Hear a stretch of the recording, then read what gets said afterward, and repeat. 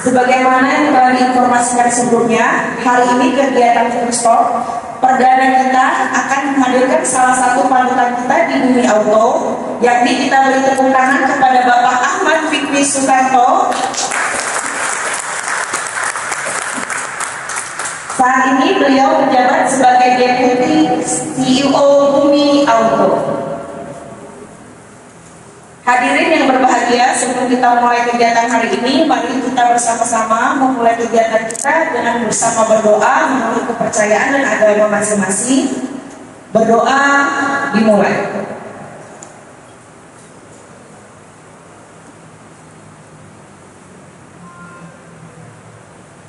Berdoa selesai. Hadirin Leaders of Value, baik yang hadir di BWDHK Bintaro maupun melalui online Zoom. Dengan ini mari kita bersama-sama menyambut moderator kita pada hari ini, Saudari Verina Adrisi. Kita beri tepuk tangan.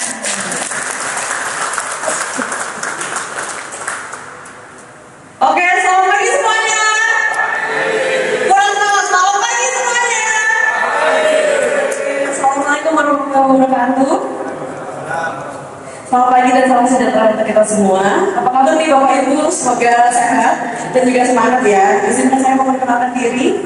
Nama saya Karina Adrisi Maheswari atau akrab disapa VV. Saya merupakan manajemen trainee Human Capital Bumi Auto yang hari ini akan menemani sesi yang sangat istimewa pada hari ini, yaitu Leaders Talk yang mengusung tema membangun growth mindset antar karyawan di perusahaan. Sebelum itu, mari kita pastikan suasana Bapak Ibu yang hadir di hadapan saya maupun secara online duduk dengan nyaman dan juga kondusif, karena hari ini kita akan mendapatkan banyak wawasan dan juga inspirasi dari narasumber kita yang luar biasa yang sudah meluangkan waktunya juga untuk hadir dan juga berbagi ilmu bersama kita. Oke, tanpa berpanjang kata, mari kita sambut bersama narasumber kita, Bapak Ahmad Fikri Susanto selaku Deputi CEO Bumi Auto. Tangan yang mulia.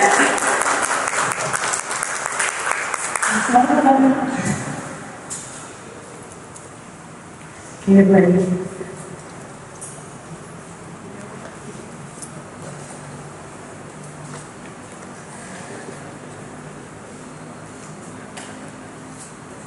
Suara saya sudah terdengar? Untuk yang di online? Oke, baik. Apa kata Pak Fikri ini? Oke, mungkin Mbak Operator boleh dibantu untuk mikrofonnya?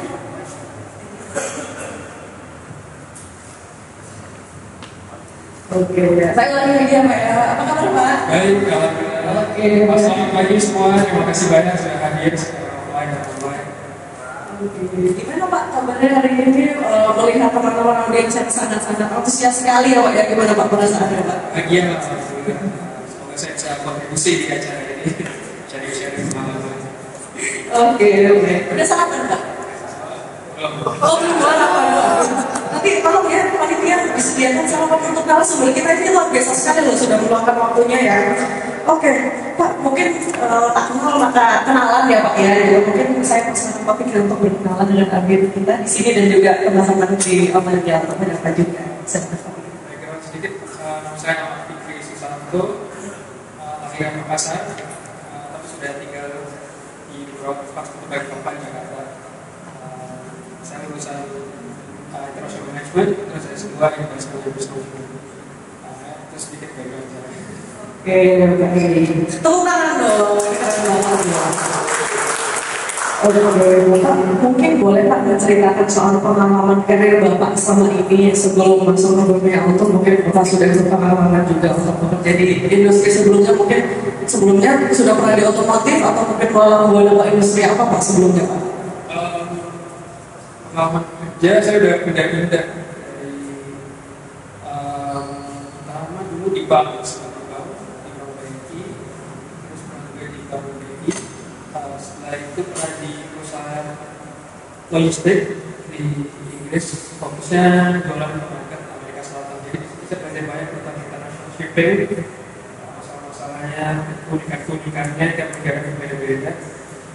Setelah itu saya juga pernah kerja di perusahaan research and development di Inggris juga. Kebanyakan kerjanya cuma riset, bikin presentasi dan marketing. Setelah itu saya juga terakhir belajar di perusahaan investasi di Lami juga selama 1 tahun. Kerjanya banyak mencari buyer dari negara unik seperti Serbia. Yang kita tahu di situ ada pabrik Indomie. Itu yang kita coba lakukan. Setelah pengalaman 4 tahun kerja sama orang berbeda-beda, saya kumpulin network dan skill dan pengalaman saya untuk membuka perusahaan sendiri. Fokusnya juga kebanyakan di konsultansi sama research and development. Alhamdulillah sampai sekarang masih jalan. Oh, sampai sekarang juga masih jalan. Waktu itu baru mulai tumbuh, baru mulai enak, tiba-tiba COVID. Wah, itu langsung mulai goyang sedikit. Tapi kita harus menyesuaikan cara apapun lah waktu itu supaya bisa survive. Jadi saat itu staff saya baru mau tumbuh, nggak bisa. Jadi terpaksa kita outsource semuanya. Seperti accounting kita outsource dari luar. Jadi kalau butuh aja kita kirim bahannya mereka kasih kita. Terus lawyer, legal juga kita outsource. Jadi di kantor benar-benar cuma fokus kerja pokok, cari customer, naikin profit, naikin revenue. Beliau model itu sampai sekarang masih jalan. Saya partner di Indonesia, perusahaannya masih di London, masih oke lah. Berarti secara online gitu ya Pak ya, nontonnya ya, misalnya. Kalau kita mungkin juga kayak teknologi seperti Zoom itu bagus banget.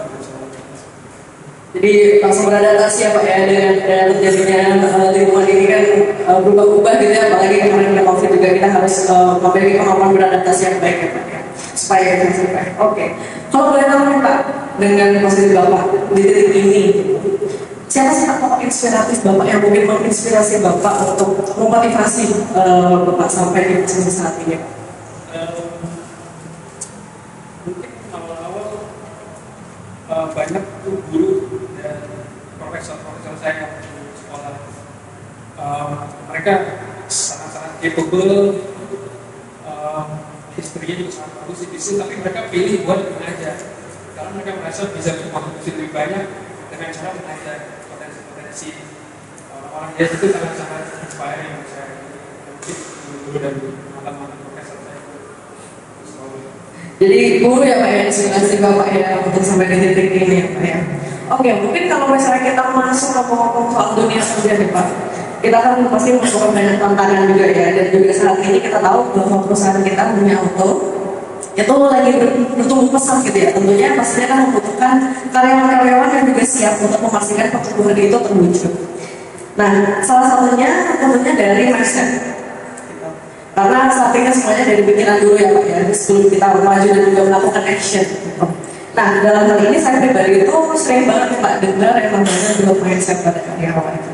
Nah, menurut Bapak ini kalau boleh sharing, Bapak apa aja Bapak ketahui soal growth mindset? Buat saya growth mindset itu diawali dari pikiran positif. Kita harus siap belajar dari junior dan senior, dan constant setiap hari kita belajar sama hari, belajar terus. Pasti ada aja yang kita bisa pelajari untuk membantu individu dan juga membantu tim kita. Contohnya mindset ini sangat diterapkan di Cina kayak misalnya dari SD mereka masuk sekolah pagi sekali, pulang sore, setelah itu les lagi. Jadi di akhirnya pas dewasa mereka bisa kerja dari Senin sampai Senin.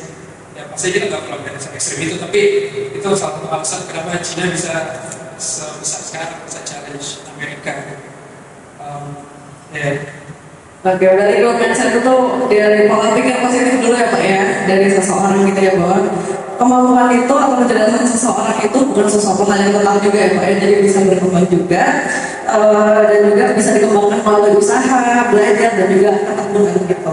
Nah, menurut Bapak nih, bagaimana menurut Bapak terkait growth mindset yang dapat membangun budaya kerja di perusahaan? Apalagi kan kita dunia auto lagi berkembang-berkembangnya nih Pak, kita lagi membangun culture gitu supaya lebih melekat di karyawan. Menurut Bapak bagaimana? Itu sangat penting, apalagi kita terapkan itu bisa itu di startup lah, bisa sangat-sangat terbaru, semangat tinggi. Alhamdulillah bahannya bagus, jadi jualannya harusnya oke. Harga juga kompetitif ya Pak.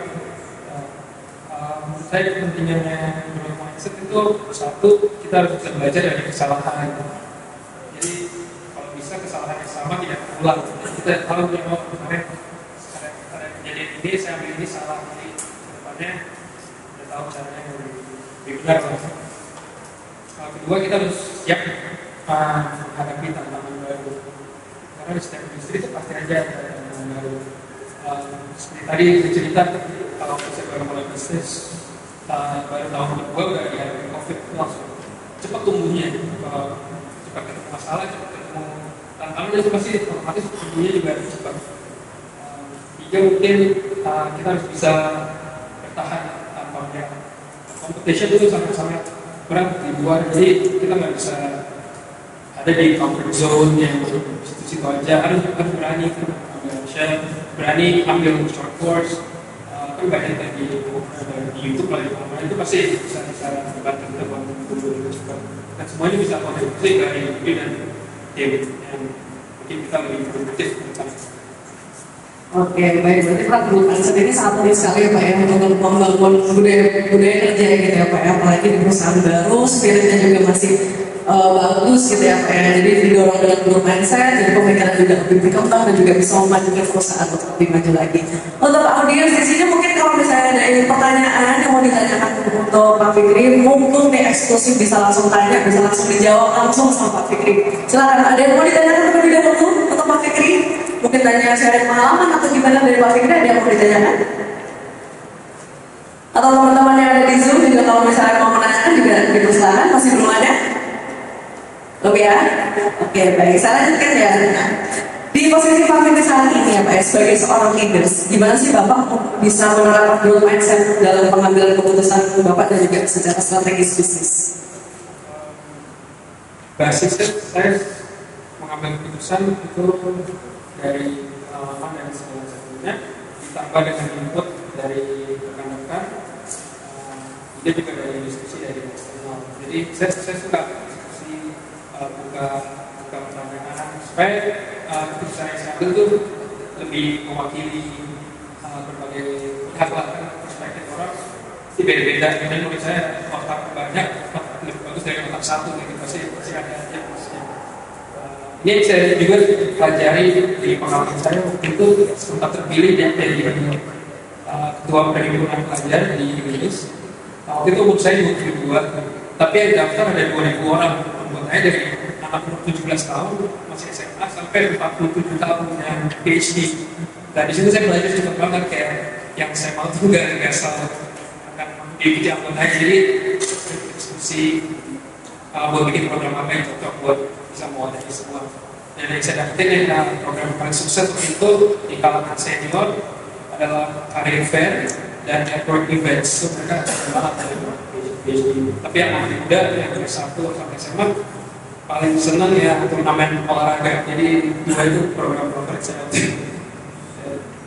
Oke, baik. Berarti Pak Fikri banyak sekali untuk banyak diskusi ya dengan teman-teman dan juga karyawan juga supaya bisa melihat secara helikopter view-nya juga ya Pak ya, supaya mengambil keputusan itu mungkin tidak salah dan juga resikonya mungkin lebih rendah ya Pak ya. Gitu. Jadi biar mempertimbangkan dari segala banyak sisi gitu ya Pak ya, supaya pengambilan keputusannya juga lebih tepat. Nah, kalau Bapak ini Pak, apa tantangan terbesar Bapak dalam membangun growth mindset di antara karyawan dan bagaimana caranya Bapak untuk mengatasinya? Sama-sama harus memulai dari goal dan objektif yang kita mau miliki. Jadi harus di-set goal kita ini apa, kita ini harus di-share ke semua jajaran, jadi tahu kita maunya apa. Itu long term dan short termnya tiap minggu dan tiap bulan kita set semua target. Kita diskusikan tiap awal Senin, tiap bulan target kita minggu ini harus sama-sama untuk mengerjakan supaya long termnya bisa dapat progress. Strateginya, goalnya harus firm, goalnya ini nggak boleh goyang, tapi strateginya harus fleksibel. Karena tiap orang kadang kapasitasnya berbeda, juga ada eksternal apa, jadi strategi harus selalu bisa berubah. Goalnya harus tetap terjaga ya Pak ya. Oke, berarti strategi itu juga bisa fleksibel ya, sesuai dengan orangnya masing-masing juga ya Pak ya, supaya juga bisa tetap bisa achieve, tapi bisa disesuaikan dengan masing-masing pribadinya supaya bisa achieve goals yang sudah ditentukan dan juga tidak berpindah gitu dari goals yang utamanya gitu ya Pak ya. Oke, dari teman-teman audiens yang mau ditanyakan untuk Pak Fikri, mungkin ini mumpung banget tuh ini eksklusif, bisa langsung tanya jawab sama Pak Fikri, langsung bisa dijawab. Mungkin ada pertanyaan soal gimana sih Pak untuk jaga motivasi gitu, atau strategi apa yang bisa diterapkan untuk tetap menjaga growth mindset di dalam pikiran kita gitu. Ada yang mau ditanyakan? Silakan dari sisi sebelah kiri. Teman-teman saya nih yang biasanya harus achieve target per bulannya. Ayo kira-kira ada yang mau ditanyakan nggak? Oh iya, silakan Pak. Boleh dibantu? Ada mikrofon kan?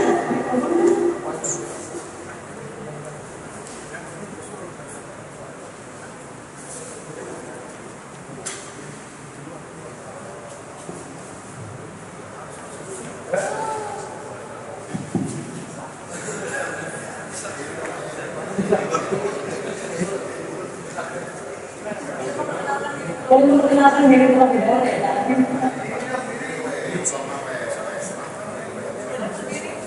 Boleh sendiri?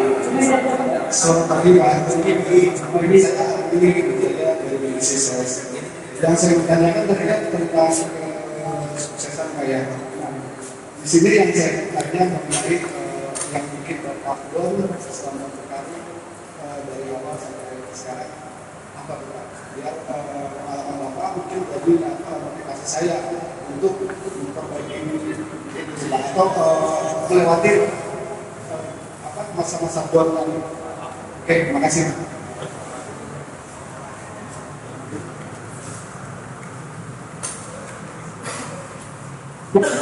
Untuk dijawab pertanyaannya bagaimana cara Bapak Fikri untuk melewati masa-masa down gitu ya Pak, ya masa-masa sulit gitu. Bagaimana Bapak mengatasinya Pak sampai di titik ini? Masa sulit kalau saya selalu ingat kembali ke kerja pokoknya. Kerja pokok kita apa ya, fokus di situ. Kalau masalah kesalahan yang pernah saya buat yang paling besar itu mungkin masalah delegasi sedang perusahaan. Saya belum mengerti betul apa kerjaan yang bisa didelegasi dan apa yang harus kita lakukan sendiri karena hasilnya itu bisa berbeda. Jadi mungkin kembali ke kerja pokok sama belajar dari. Oke, baik, sudah menjawab Pak? Oke, berarti harus fokus sama kerja pokoknya dulu ya Pak ya. Terus habis itu fokusnya juga sama apa dari satu lagi? Sama mungkin cari pengalaman lah yang keduanya senior dan juga junior. Positif maupun negatif itu pasti ada benefitnya. Oke, jadi cari pengalamannya dulu kalau misalnya kita melakukan kesalahan jangan sampai diulang lagi gitu ya Pak. Dari sebuah pembelajaran kita memandang sesuatu hal kesalahan atau kegagalan itu sesuatu hal yang positif gitu ya Pak ya, biar nanti kita ke depannya bisa melihat situasinya, jangan sampai kita terjun ke lubang yang sama gitu ya. Oke, dari teman-teman audiens ada yang mau ditanyakan lagi? Silakan loh, boleh loh ditanyakan. Ini mumpung ketemu sama Pak Fikri langsung, banyak banget pengalaman Pak Fikri, mungkin bisa membantu menjawab pertanyaan-pertanyaan teman-teman. Iya, silakan Mas.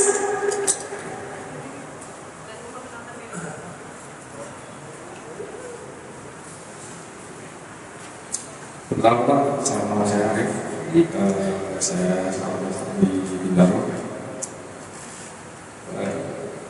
Kalau saya lihat Pak Fikri kan sudah menjadi apa yang disampaikan tadi Pak Fikri, bahwa kita itu harus pertama berpikir positif. Dan dari banyaknya kepala itu isinya banyak Pak.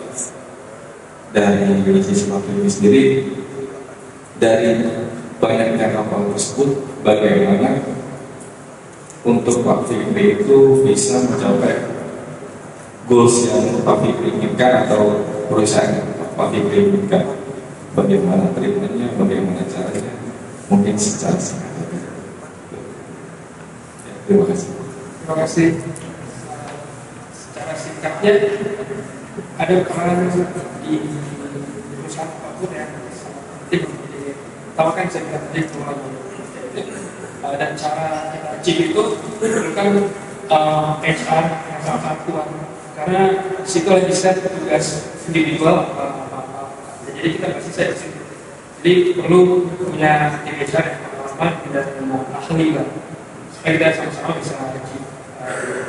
Jadi nggak bisa sendiri, harus sama-sama. Baik, dari saya mungkin. Oke, baik. Sudah banyak pertanyaannya, Mas? Oke, baik. Mungkin ada teman-teman audiens yang lain yang mau pertanyakan? Pertanyaan pertanyaan-pertanyaan yang bisa langsung dijawab oleh Pak Fikri. Yang di pojok kiri belakang masih hadir di sini kan? Halo. Ada yang mau ditanyakan? Belum ya? Oke, saya lanjut ya Pak ya untuk pertanyaan selanjutnya. Nah, dengan Bapak seharusnya sebagai leader nih Pak, dan juga pastinya Bapak kan memiliki tim. Bagaimana sih Pak caranya Bapak untuk mendorong timnya Bapak untuk melihat kegagalan itu sebagai peluang belajar, bukan sebuah beban Pak? Saya pemimpin itu bertanggung jawab untuk banyak hal, dari pertama customer, staff, investor, bank. Jadi kita harus bisa mencari masalah ada dengan cepat, tapi juga menyelesaikannya dengan cepat. Bisa secara bersama, bermain, dan mindset saya itu selalu seperti nggak tahu apa-apa.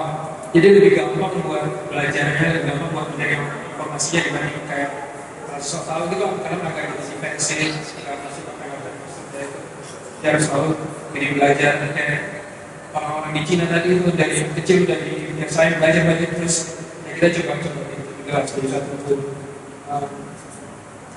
Kalau saya lihat alhamdulillah di grup kita selama berjalan bank itu selalu percaya dan kasih pinjaman ke bisnis apapun yang kita mau bikin. Ini nggak common lah, ini nggak gampang punya hal dan reputasi seperti ini selama 70 tahun. Nah itu karena menurut saya kita itu selalu komit dalam menyelesaikan proyek, bisnis, dan membayar bank pastinya, makanya mereka selalu kasih pinjaman segala macam. Plusnya itu sama kasih pinjaman, kedua pinjaman atau interest rate itu di bawah rata-rata gitu kan. Itu dimulai dengan komitmen founder kita selalu set lah goal yang dia mau achieve, jadi nggak pernah macam-macam, nggak pernah kabur tanggung jawab.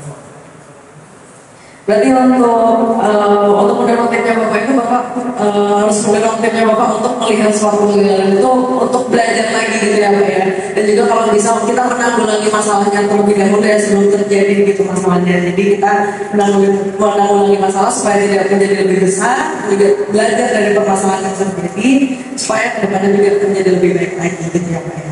Oke. Mungkin bisa Pak Fikri untuk membagi pengalaman pribadi Bapak dalam menerapkan growth mindset di dalam Bapak di untuk pekerjaan Bapak. Boleh Pak untuk berbagi pengalaman deh? Boleh berbagi pengalaman soal Bapak menerapkan growth mindset di dunia kerja selama ini yang Bapak sudah terapkan itu seperti apa? Kayak saya tanpa sadar menjalankan growth mindset itu karena selalu pindah-pindah industri. Dari banking, teknologi research, terus kemarin manufacturing di pabrik semua kita, terus sekarang otomotif. Jadi saya tanpa sadar ya harus mau kamu belajar supaya survive. Kalau saya nggak belajar setiap hari dan ingin niat belajar di luar jam kerja lah, karena nggak mungkin kita pakai waktu jam kerja buat belajar ya supaya bisa kontribusi lebih baik ke tim, ada juga perusahaan juga. Jadi kerja rajin aja, hampir nggak tahu apa-apa. Tiap hari mau belajar ini, belajar itu, pasti ada benefit kita. Oke, baik. Karena basic sama Fikri itu memikirkan bahwa masih belum tahu apa-apa, ada sesuatu hal yang mungkin akan bisa terjadi. Jadi Pak Fikri itu lebih curious gitu ya untuk terus belajar, apalagi dengan background Pak Fikri juga berbeda-beda juga pekerjaannya ya Pak ya. Jadi Bapak mungkin ada perasaan was-was gitu mungkin Pak kalau misalnya ada yang terjadi. Jadi Pak Fikri mungkin lebih cenderung untuk menanggulangi masalahnya dulu dengan cara belajar itu lagi gitu ya Pak ya. Rajin aja baca berita. Karena kita bisa contohin kalian berita di dalam negeri dan luar negeri. Oh kejadian ini mungkin di Indonesia juga ini solusinya ini itu sama-sama penting. Cek update berita-berita penting. Pilih juga source-nya jangan masalah-masalah berita hoax. Ya, dan kita lagi secara global itu juga dinamis ya Pak ya, jadi harus update terus gitu ya pemerintahan secara global. Mungkin ada beberapa konflik di negara lain yang bisa juga itu berdampak gitu ke negara kita dan juga bisa saja berdampak ke bisnis kita gitu ya Pak ya. Jadi banyak-banyak belajar, kita cari sosial yang bagus gitu yang memang kredibel dan terpercaya untuk kita selalu update gitu untuk berita-berita gitu ya Pak ya, supaya kita bisa menanggulangi kira-kira mungkin apakah ada goncangan gitu untuk bisnis kita gitu ya Pak ya, supaya kita bisa menanggulangi itu lebih dahulu sebelum nanti untuk masalah yang lebih besar lagi gitu ya Pak ya. Oke, dari teman-teman audiens ada yang mau ditanyakan lagi mungkin? Ini masih senyum-senyum mau tanya Pak? Belum? Belum? Oke, baik, saya lanjutkan pertanyaan kali ya. Pak Fikri sebagai seorang pemimpin dalam tim, apakah ada Pak suatu kesalahan atau kegagalan yang pernah Bapak alami selama ini sebagai pemimpin dan yang kemudian menjadi pembelajaran yang berharga untuk kemudian hari? Kira-kira apa tuh Pak? Tadi saya tentang kerjaan dan delegasi sebagai pemimpin itu harus tanggung jawab ke kerja pokok, tanggung jawab juga ke karyawannya, dan juga tanggung jawab ke customer dan investor. Terus harus bisa jalanin kerja pokoknya, harus tahu apa yang bisa kita kerjakan sendiri, apa yang kita bisa delegasikan, apa yang perlu kita diskusi bersama di internal atau eksternal. Tanggung jawab banyak, kerjanya banyak, passionnya juga. Oke, itu saja Pak. Sama jangan lupa itu apa namanya, rayakan juga progres kecil, progres besar harus dirayakan juga supaya kita termotivasi tiap hari. Oh, hasilnya ya itu dirayakan. Kerjaan itu mungkin dalam bentuk insentif dan sebagainya. Oke, baik. Berarti dulu hambatan atau kegagalan yang pernah Bapak alami itu lebih ke arah mendelegasikan suatu pekerjaan ya Pak ya ke tim Bapak itu, dan juga untuk mendelegasikan sesuatu pekerjaan itu kan juga butuh kepercayaan juga ya Pak ya, yang lebih yang untuk tim kita bisa percaya bahwa saya tim juga bisa bersama-sama gitu untuk achieve sebuah target yang sudah ditentukan, goals yang sudah ditentukan, dan jangan lupa juga kita merayakan sesuatu hal yang kecil maupun besar yang bisa dicapai gitu ya Pak ya dari sebuah tim tersebut gitu. Oke, dari teman-teman audiens apakah ada yang mau ditanyakan kepada Pak Fikri? Oke, silakan Rina. Pagi Pak Fikri, saya Iba dari administrasi di sini. Ibu, mungkin saya pengen tahu sharing dari Bapak juga cara menangani tim dari Gen Z. Kan mungkin kalau misalkan kita sering apa namanya cari tahu atau bergaul dengan Gen Z ini kan dia juga moodnya sweet banget, terus kalau yang tadi rayakan sedikit achievement misalnya gitu. Oke, kita rayakan, habis itu mereka terlena turun lagi gitu kan. Terus ya begitu boleh di share Pak, karena tim kita di sini juga banyaknya Gen Z, apalagi teman-teman FD semuanya Gen Z. Terima kasih. Oke, baik, terima kasih pertanyaan Bu Iman. Ya benar banget ya Pak, ini kan perusahaan kita banyak nih kedatangan Gen Z gitu ya, yang masuk bekerja, dan mungkin secara culture-nya juga mungkin beda ya Pak ya dari di generasi-generasi sebelumnya gitu. Gimana Pak untuk mengatasi itu? Menurut saya, sama saya kan menjabat sebagai PM di Gen Z dan timnya tuh muda-muda sekali, bahkan mungkin Gen Z. Tapi ini menurut saya ini kelebihan kita justru, karena Gen Z ini lulusnya mungkin pas COVID atau setelah COVID, di mana mereka tuh sangat-sangat kreatif lah, cari jawaban, bikin assignment dan segala macam. Dan yang saya lihat reputasi Gen Z yang kurang bagus itu salah, karena mungkin itu yang ada terjadi di sosial media, masalah kecil tapi dibesar-besarkan, jadi dikira kayak itu applicable ke semuanya. Padahal enggak. Yang saya alami malah Gen Z ini tuh energinya tinggi, positive thinking, terus sangat-sangat kreatif dan rajin. Itu yang saya alami ya. Mudah-mudahan semua Gen Z di pusat kita juga seperti itu. Banyak contoh bagusnya gitu. Mereka selalu diskusi, dan yang saya suka Gen Z kita tuh mereka straight to the point, gak terlalu banyak basa-basi lah. Kayak apa ya dong, ngomongin saya juga bilangin gitu kayak apapun bilang aja, masalah kecil bersama. Jadi itu Gen Z sangat top. Oke, baik, sudah menjawab. Bagaimana pertanyaannya? Aduh, saya juga Gen Z nih Pak, kebetulan gitu. Jadi emang banyak sih, saya melihat berita-berita juga mungkin banyak perubahan juga kan soal Gen Z, yang mungkin ada yang bilang Gen Z aja atau banyak ngeluh gitu. Padahal juga sebenarnya mungkin sebenarnya itu juga salah, mungkin ketemu dengan oknum-oknum Gen Z yang tidak bertanggung jawab gitu ya Pak ya, yang membuat mungkin stigma itu jadi melebar luas, menyebar secara luas gitu ya Pak ya, jadi kurang mengenakan juga ya Gen Z. Oknum-oknum Gen Z Pak gitu, yang tidak bertanggung jawab gitu ya untuk mungkin memiliki kebiasaan-kebiasaan yang negatif gitu yang pada akhirnya Gen Z yang lain itu jadi dicap sama juga gitu Pak, kayak gitu. Jadi sering tempat saya juga mengalami hal tersebut gitu. Tapi kami yang di sini, saya juga mewakili teman-teman MG juga ya Pak ya. Kan kita juga ketemu ya Pak ya di Desa Point ya gitu.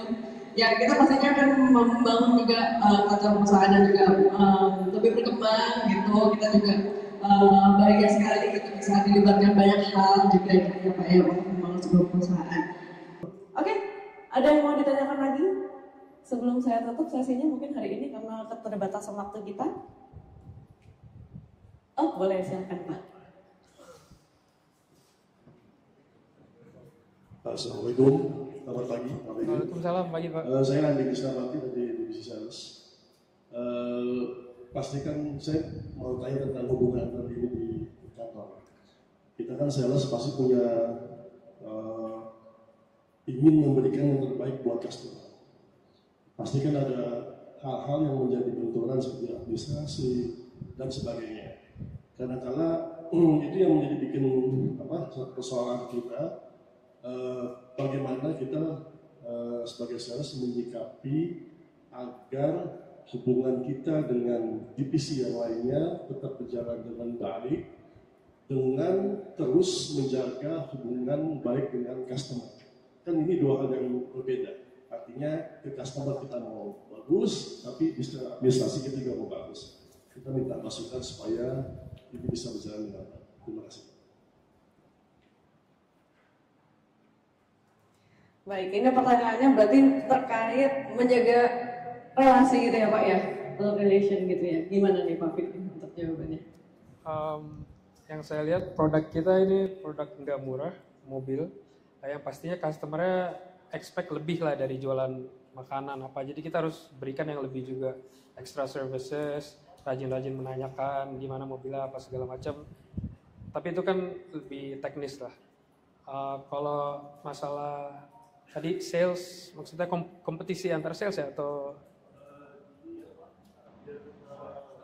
ada hal yang kita berikan pelayanan customer bagus, kita harus lebih baik, tapi kan dari sisi di administrasi kita harus menyesuaikan secara korelasi ada di dalam dengan keluar itu. secara operasional perusahaan. Oh ya, ini sangat-sangat bagus ya pertanyaannya, karena ini mengenai ya operasional perusahaan. Jadi harusnya ini bukan concern yang besar karena kita sangat rely ke sistem yang rapi. Kalau mau jualan banyak ya harus sistemnya kuat, automate semuanya sebisa mungkin. Dan menurut saya ini hal yang kita lagi diskusikan juga sama Pak Syogirin. Mungkin ada input Pak tentang ini karena kemarin baru kita diskusikan.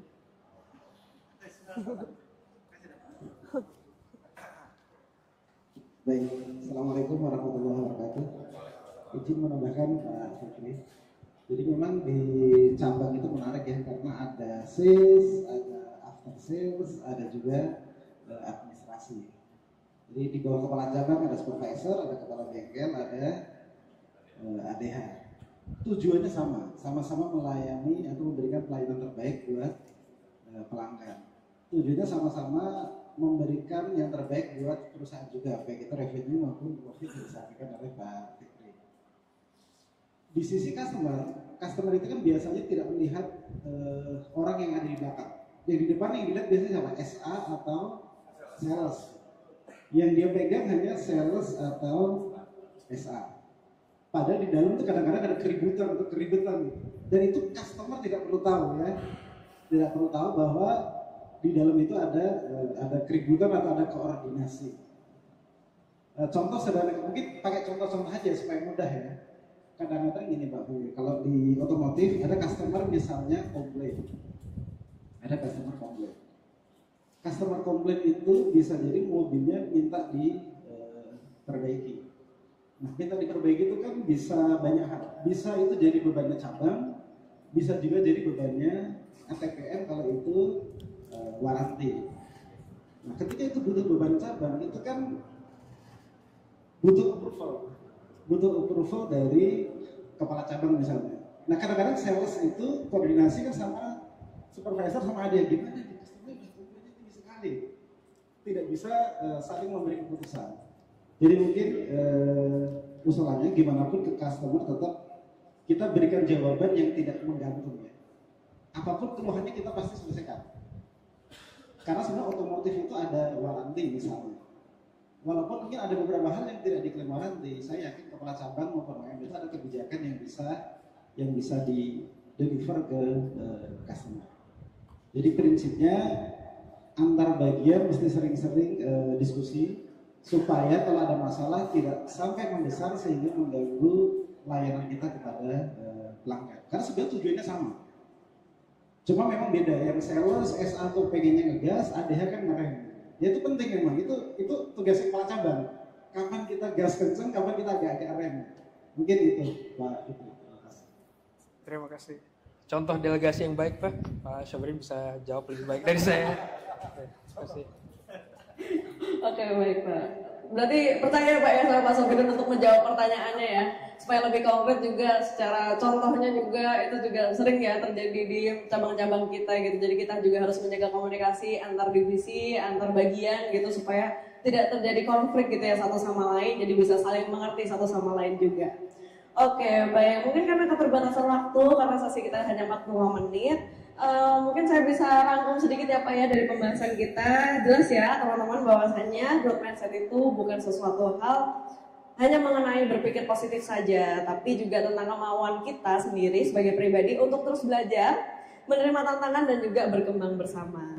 Oke, mungkin saya akan persilakan Pak Fikri untuk memberikan closing statement-nya Pak. Terima kasih VV sebagai MC teman ngobrol, sama terima kasih Pak Ugem tuan rumah. Terima kasih semua organizer, teman-teman udah datang hadir secara online, offline. Saya sangat berterima kasih. Ya, semoga kita bisa kembali kerja, tambah sukses ke depan, bisa grow bersama. Amin. Oke, semoga kita bisa grow bersama, tumbuh bersama, memajukan Bumi Auto. Oke, tepuk tangan semuanya untuk Pak Fikri. Oke, saya ucapkan terima kasih kembali ya Pak ya, Pak Fikri sudah memberikan insight dan juga pengalaman yang sangat-sangat luar biasa pada hari ini untuk kami semua karyawan BIU, BHM dan juga GMM. Semoga apa yang diberikan pada pagi hari ini bisa mendorong kita semuanya untuk menciptakan budaya kerja yang lebih adaptif, kolaboratif dan juga pastinya bisa menerapkan sesuatu hal yang lebih positif lagi ya di Bumi Auto untuk memajukan perusahaan kita.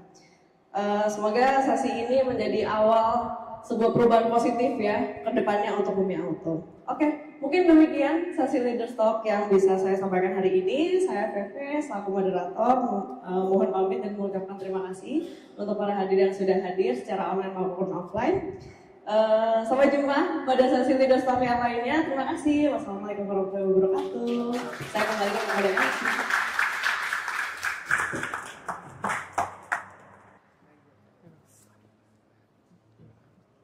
Saya salaman juga nggak Pak? Oh, iya.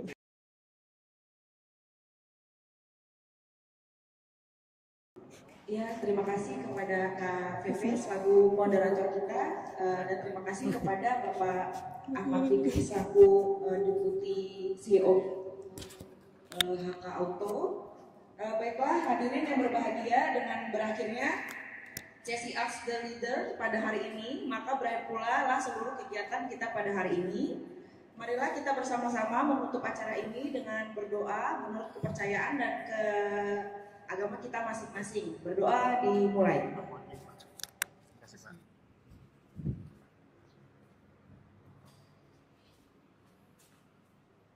Berdoa selesai. Baik, sekian mewakili tim yang terlibat menyampaikan terima kasih dan mohon maaf atas kesalahan yang ada. Dan selamat pagi semuanya, sampai bertemu di Leaders Talk selanjutnya.